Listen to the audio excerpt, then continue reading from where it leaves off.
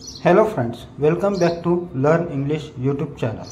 आज आपण शिकणार आहे आय म्हणजेच ज्याचा फोनिक साऊंड आहे ई, फॅमिलीचे व्हीसी आणि सीव्हीसी वर्ड.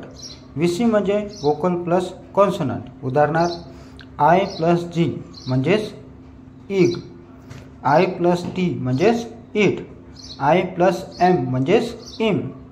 यानंतर या शब्दापासून आपण शिकू सीव्हीसी वर्ड जसे peak, pin, seat, bean, lead, fix, hill. तर चला मुलांनो, खूप मजेत शिकूया आय फॅमिली वर्ड्स. तर चला आता आपण शिकूया आय. पण आयचा उच्चार निघतो ई, कारण आयचा फोनिक साऊंड काय आहे तर ई आहे. तर ह्या आपण आय म्हणजेच ई फॅमिलीचे व्हीसी आणि सीव्हीसी वर्ड आपण शिकणार आहोत. तर व्हीसी म्हणजे तुम्हाला माहीतच आहे काय होते. व्हीसी म्हणजे वोवेल्स आणि कॉन्सोनंट, आणि सीव्हीसी म्हणजे काय होते कॉन्सोनंट, वोवेल्स आणि कॉन्सोनंट.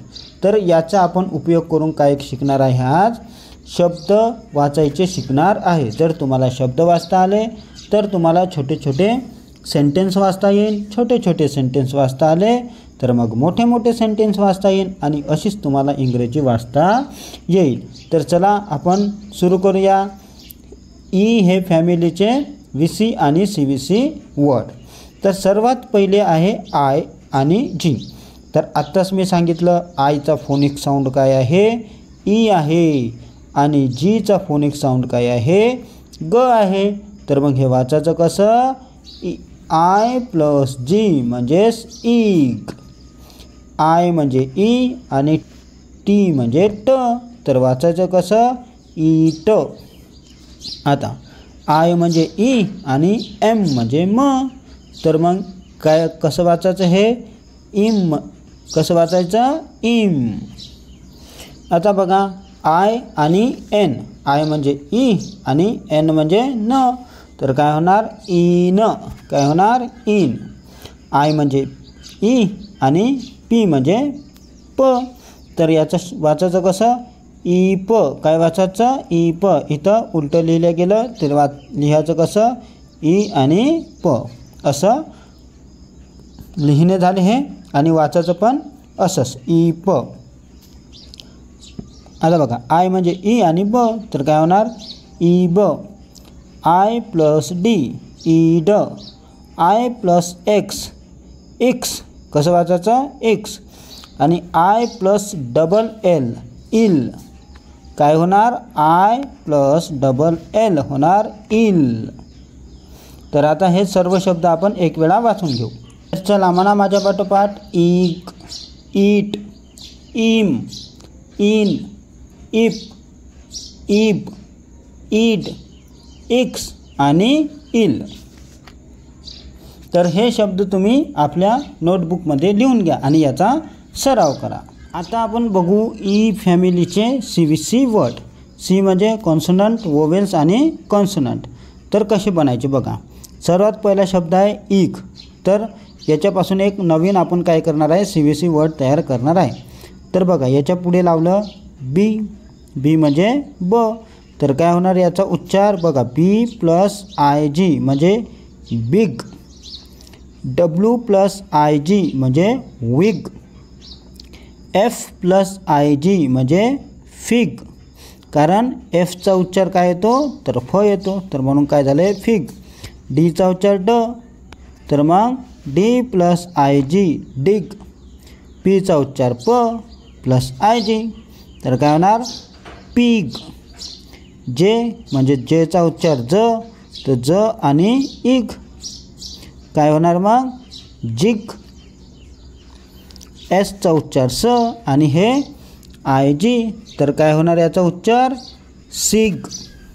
काय होणार, सिग.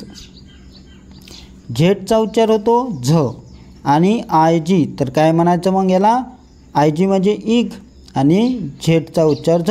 तर कसं वाचायचं, झिग. आता आपण बघू इटचा. आय टी म्हणजे इट. तर इटच्या पुढं लावला एफ. एफ म्हणजे फ. तर वाचायचं कसं, एफ प्लस आय टी म्हणजे फिट. बीचा उच्चार ब आणि हे इट. तर वाचायचं कसं beat. H plus I T, पण एचचा उच्चार काय आहे तर ह आहे, तर मग वाचायचं कसं hit. K plus I T म्हणजे इट, तर केचा उच्चार काय आहे क आणि हे इट, तर वाचायचं कसं किट. यल प्लस इट, यलचा उच्चार ल आणि हे इट, मग वाचायचं कसं लिट. पीचा उच्चार आहे प आणि हे इट, मग वाचायचं कसं पिट. टीचा उच्चार आहे ट आणि हे इट, मग वाचायचं कसं टिट. एसचा उच्चार आहे स आणि हे इट, मग वाचायचं कसं सिट. आता आपण बघू ई एम म्हणजे इम. तर आता बघा एच प्लस इम, एचचा उच्चार आहे ह आणि हे इम, तर वाचायचं कसं हिम. जे प्लस इम, जेचा उच्चार ज आणि हे इम, वाचायचं कसं जिम. आर प्लस इम, आरचा उच्चार आहे र आणि हे इम, वाचायचं कसं रिम. डी प्लस इम, डीचा उच्चार आहे ड आणि हे इम, मग वाचायचं कसं डिम. वी प्लस इम, वीचा उच्चार आहे व आणि हे इम, मग वाचायचं कसं विम. के प्लस इम, केचा उच्चार आहे क, मग वाचायचं कसं किम. एस प्लस इम, एसचा उच्चार आहे स आणि हे इम, मग वाचायचं सिम. एम प्लस इम, एमचा उच्चार आहे म आणि हे इम, मग वाचायचं कसं. हे सर्व शब्द आपण काय करू एक वेळा वाचून घेऊ. तुम्ही पण माझ्यासोबत वाचा. चला म्हणा big, wig, fig, dig, pig, jig, sig, zig, fit, bit, hit, kit, lit, pit, tit, sit, him, gym, rim, dim, vim, Kim, sim आणि मिम. तर अशा प्रकारे आपण काय केले ई फॅमिलीचे CVC वर्ड बघितले. आता आपण बघू पुढचे CVC शब्द.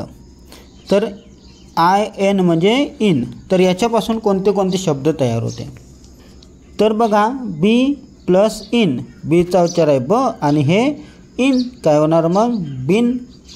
पीचा उच्चार प आणि हे पिन, काय होणार मग पिन. टी प्लस इन, टीचा उच्चार ट, मग हे वाचायचं कसं टिन. डब्ल्यू प्लस इन, डब्ल्यूचा उच्चार आहे व आणि हे इन, वाचायचं कसं विन. के प्लस इन, केचा उच्चार क आणि इन, तर वाचायचं कसं किन.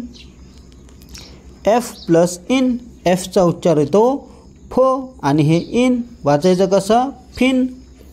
जे प्लस इन, तर जेचा उच्चार येतो ज आणि हे इन, तर वाचायचं कसं जिन.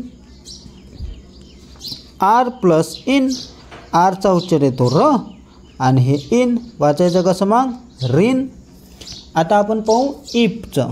इथं लिहिण्यात नाही आलं आहे. इफ कसं लिहायचं हे चुकीचं आहे. इफ तर इफ लिहायचं ई आणि हे प, इफ अशा प्रकारचं, आणि वाचायचं पण इफ.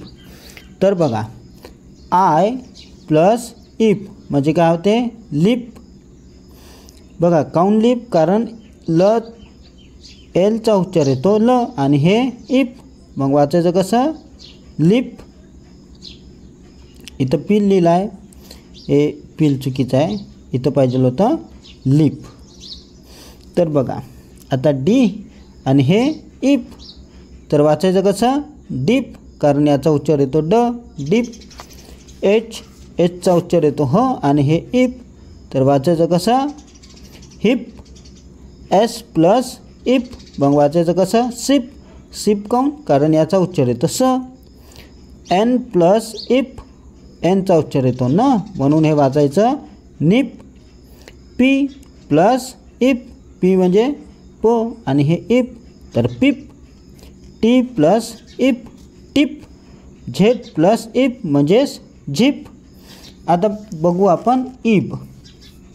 तर बघा बी प्लस इफ, कारण आय बी म्हणजे इफ, तर काय होणार बी प्लस इब, बिब कारण बीचा उच्चार ब, एफचा उच्चार फ तर फिब, आरचा उच्चार र आणि हे इब तर रिब, एन प्लस इब निब, पी प्लस इब पिब, जे प्लस इब जिब, एस प्लस इब सिब, सिब काऊन कारण एसचा उच्चार स, वी प्लस इब वीचा उच्चार व आणि हे इब तर काय होणार विब।